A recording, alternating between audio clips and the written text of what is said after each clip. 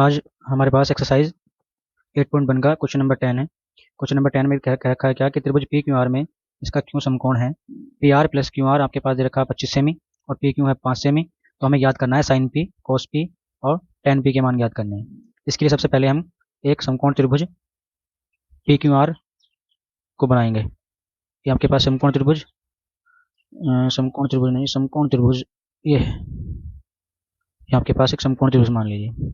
ये आपके पास क्यों समकोण है, इसमें कह रखा है कि क्यों समकोण है, तो ये क्यों हमारे पास समकोण हुआ, यानी कि ये 90 डिग्री हो गया। अब आपके पास ये मान के चलो पी है और ये आपके पास आर है। हमें कुछ भुजा देखा रखी है, जैसे कि पी क्यू दे रखा है, तो पी क्यू कितना हमारे पास 5 सेमी है। पी क्यू 5 सेमी है तो यहाँ 5 सेमी हो गया, ये आपके पास 5 सेमी। अब हमें दे रखा है कि पी आर, यहाँ लिखेंगे हम दिया है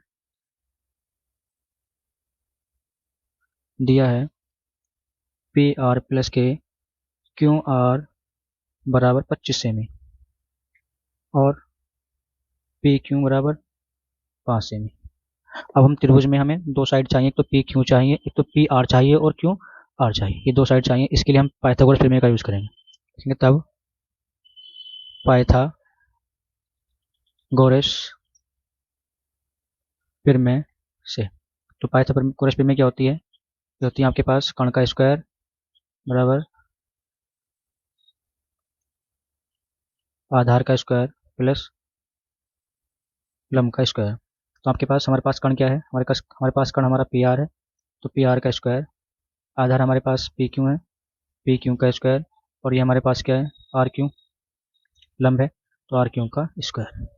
पी आर हमारे पास है नहीं, हमारे पास पी क्यू है, तो P R as it is. अब हम क्या करेंगे, जो हमारे पास आर क्यू है, ये क्यू आर है, इसको इधर ले आएंगे, तो इधर लाके हमने इसको क्यू आर दे दिया, क्यू आर का स्क्वायर उधर प्लस का दे रहा के माइनस, बराबर में हमारे पास क्या है पी क्यू की वैल्यू हमारे पास है 5, तो 5 का स्क्वायर।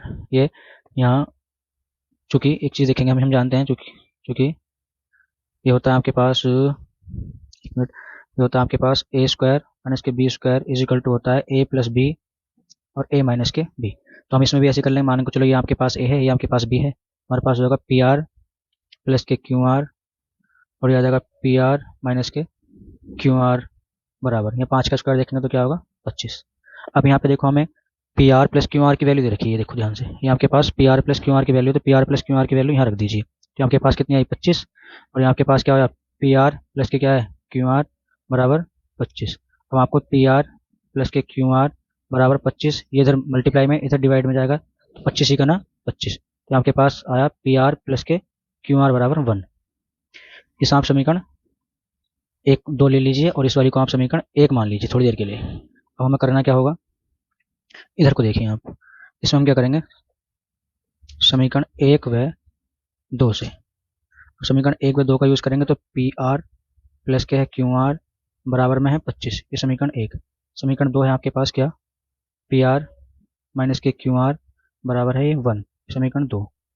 अब हम समीकरण 1 और 2 में देखेंगे कि आपके पास क्यू आर और ये आपके पास क्यू आर, ये माइनस है, ये प्लस है, ये माइनस है, तो ये आपके पास कैंसिल हो जाएगा जब आप इसको जोड़ोगे, तो लिख देंगे हम जोड़ने पर, जब हम जोड़ेंगे तो ये कट जाएंगे, और ये पी आर कितना हो जाएंगे आपके पास 2 पी आर, और ये आपके पास 25 और एक 26, आपके पास पी आर जो आया वो 26/2, ये आपके पास आया 2 का 2 2 तिया 6, तो पी आर आया आपके पास 13, यानी कि हमारे पास जो पी आर आ गया वो 13 आ गया, इस 13 को हम यहाँ लिख देंगे, हमारे पास एक साइड रह गई है क्या आर क्यू। अब हम क्या करेंगे पी आर का मान समीकरण 1 के समीकरण 2 में रख देंगे, समीकरण पी आर का मान समीकरण 1 में रखने पर, अब समीकरण 1 क्या है हमारे पास, समीकरण 1 है हमारे पास ये, समीकरण 1 हमारे पास क्या पी आर प्लस का क्यू आर बराबर में है 25, यहाँ हमें पी आर रखना है, पी आर कितना है 13 और क्यू आर हमें निकालना है, यहाँ के पास 25, क्यू आर निकालना था 25 माइनस के 13, तो आपके पास क्यू आर कितना बचा, क्यू आर आया आपके पास 5 में से 3 गए 2 और 2 में, और आपके पास कितना बचा यहाँ 2 में से 1 गया 1, तो आपके पास क्यू आर आ गया 12। तो इस प्रकार से हमें दोनों साइडें मिल चुकी हैं, यहाँ आपके पास आ गए 12 सेमी। अब हम अपना क्वेश्चन पाएंगे, क्वेश्चन क्या है हमारे पास, पहले एक तो यहाँ को देख लीजिए आप, ये है आपके पास क्या, पहला हमें फाइंड करना है क्या साइन पी, ये साइन पी की वैल्यू निकालनी है। साइन पी की वैल्यू निकालने के लिए साइन पी और साइन होता है आपके पास लंब बटे कण। तो आपके पास लंब बटे कण हुआ। लंब अगर हम देखें तो लंब हमारे पास, अगर पी हमारे पास थीटा हो, पी यदि हमारा थीटा हो तो हमारे पास लंब क्या होगा 12, लंब 12 होगा और कण कितना होगा 13। तो इस प्रकार से आपके पास लंब 12 हुआ, कण हुआ 13। ये आपके पास साइन पी की वैल्यू निकली है। ऐसे हमारे पास अगली वैल्यू निकालनी है हमें किसकी, कॉस पी की। तो कॉस पी के लिए क्या करेंगे हम, कॉस पी, इसमें भी थीटा आपके पास पी है तो कॉस होता है आधार बटे कण। आधार आपके पास क्या है, आधार है हमारे पास 5 और कण हमारे पास 13। तो यहाँ रख देंगे हम आधार हमारे पास 5, कण हमारे पास 13। तो इस प्रकार से हमारे कोस पी की वैल्यू भी निकल चुकी है। अब हमारे पास अगली वैल्यू है टेन पी। हमें टेन पी निकालना है तो टेन पी क्या होगा हमारे पास, टेन होता है लंब बटे आधार। टेन पी, लंब हमारे पास 12 है और आधार हमारे पास 5। तो लंब हमारे पास 12, आधार हमारे पास 5। इस प्रकार से हमारा एक क्वेश्चन कंप्लीट हो चुका। क्वेश्चन कंप्लीट हो गया। अब हम क्वेश्चन नंबर देखेंगे 11, यानी कि क्वेश्चन नंबर 11। क्वेश्चन नंबर 11 में हमें दे रखा कि बताइए कि निम्नलिखित कथन सत्य है या असत्य है, कारण सहित अपने उत्तर की पुष्टि कीजिए। तो हमें असत्य और असत्य बताने हैं और कारण भी बताना है। जैसे कि पहला ही क्वेश्चन है हमारे पास कि tan a का मान सदैव 1 से कम होता है। तो देखो हम इसको पहले देखेंगे कि 1 से कम होता नहीं होता है। तो थोड़ा सा आप यहीं देखिए आगे वो, जब यहाँ देखोगे तो आप tan की मान के, चलो मैंने कुछ वैल्यूज ले ली, जैसे कि tan 0, tan 30, tan ये 45 है और यहाँ आपके पास tan क्या है 60 है। और मान के चलिए ये यहाँ देखिए आप, तो tan 0 की जो वैल्यू होती है वो आपके पास 0 और tan 30 की जो वैल्यू होती है आपके पास वो होती है 1/√3 और ये tan 45 की वैल्यू आपके पास 1 और tan 60 की वैल्यू आपके पास √3। और यदि आप tan 90 की वैल्यू भी देखना चाहें तो tan 90 की वैल्यू कितनी होती है आपके पास, ये होती है आपके पास अपरिभाषित। चलो आप इनसे देखो, ये आपको कह रखा था कि tan a का मान सदैव 1 होता है, तो सदैव 1 तो नहीं है, एक तो ओनली किस पे होता है 45 पे होता है। तो इसका मतलब हम कह सकते हैं कि सदैव एक नहीं होता, एक के अलावा भी काफ़ी सारी वैल्यू होती है, हर एंगल पे उसकी वैल्यू क्या होती है अलग हो जाती है, तो एक नहीं होती। तो ये वाली बात तो आपकी, यानी कि tan a का मान सदैव 1 से कम होता है, तो 1 से कम नहीं, सॉरी 1 से कम होता है, तो 1 से कम नहीं होता क्योंकि √3 का मान क्या होता है 1.73। ये आपके पास होता है 1.73, जो 1 से क्या है बड़ा है, ये 1 से बड़ा है। तो हम ये नहीं कह सकते कि हमेशा 1 से कम होता है, 1 से कम नहीं होता, 1 से अधिक भी होता है। जो आपके पास किसकी वैल्यू होती है वो tan 60 का जो मान होता है √3 होता है, तो वो 1 से बड़ा मान होता है। तो ये वाली बात क्या है गलत। अब आपके पास अगला क्वेश्चन है कोस ए कोण ए के कोसोकेंट के लिए प्रयुक्त एक संक्षिप्त रूप है। इसका मतलब समझो ये क्या है, ये कोसोकेंट है। इस कोसोकेंट को अगर आप समझोगे तो ये कोसेक के लिए यूज होता है। कोसोकेंट का मतलब कोसेक। और ये कह रहे हैं कि कोस ए का कौन है, कोस ए के लिए कौन ए है, तो कोस ए के लिए नहीं, ये कोसेक ए के लिए था। तो ये वाली बात यहाँ गलत होगी कि कोसेंट ए का संक्षिप्त रूप नहीं है, ये कोसोकेंट का संक्षिप्त रूप, यानी कि आपके पास कोसेक ए जो है वो कोसोकेंट का संक्षिप्त रूप नहीं है, कोसेक ए होना चाहिए था संक्षिप्त रूप। तो इसका मतलब ये वाली बात क्या हो चुकी है, गलत हो चुकी है। ये देखिए यहाँ मीनिंग देखिए सही से, ये कोसोकेंट है। कोसोकेंट को अगर तुम सही से देखोगे तो कोसोकेंट का मतलब आएगा कोसेक मतलब कोसेक ए होता है इसका संक्षिप्त रूप, लेकिन ये कह रहे कोस ए है, तो ये वाली बात गलत है।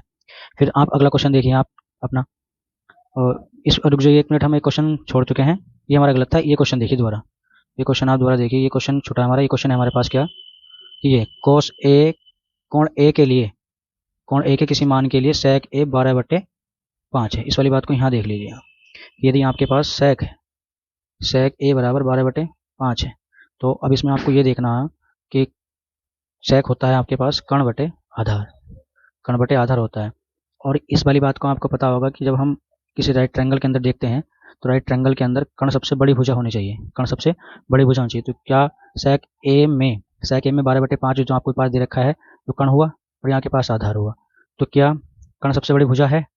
तो इस वाली बात को हम पाइथागोरस से भी यूज़ कर लेंगे क्या, कि अगर मैं इसको B और C ले लूँ तो यहाँ के पास कण का स्क्वायर 12 और ये आधार का स्क्वायर मान चलो 5 का स्क्वायर, और यहाँ के पास AB अगर तुम निकाल लें तो हमें कुछ जानकारी प्राप्त होंगी। 12 144, ये आपके पास 5 पंजे 25, ये आपके पास A + B का स्क्वायर 144, यहाँ 25 आ गया, तो यहाँ आपके पास क्या हो जाएगा AB का स्क्वायर। अगर हम यहाँ इसे माइनस करें तो 14 में से 5 गए, आपके पास 9 बचेंगे, यहाँ कितने बचे 13 में से 2 गए तो कितने बचेंगे 11, यानी कि AB का स्क्वायर। अगर हम यहाँ से AB याद करें यानी कि लंब याद करें तो हमारे पास कितना आ गया 119, √119, जो हमारे पास क्या होगा 12 से कमी है, जो हमारे पास 12 से क्या है कम, क्योंकि 144 अगर ये अधिक होता तो 12 से अधिक होता, वरना ये क्या है 12 से कमी है। तो ये वाली बात तो सत्य है कि ए के किसी मान के लिए sec a 5 होगा, ये बात ठीक है।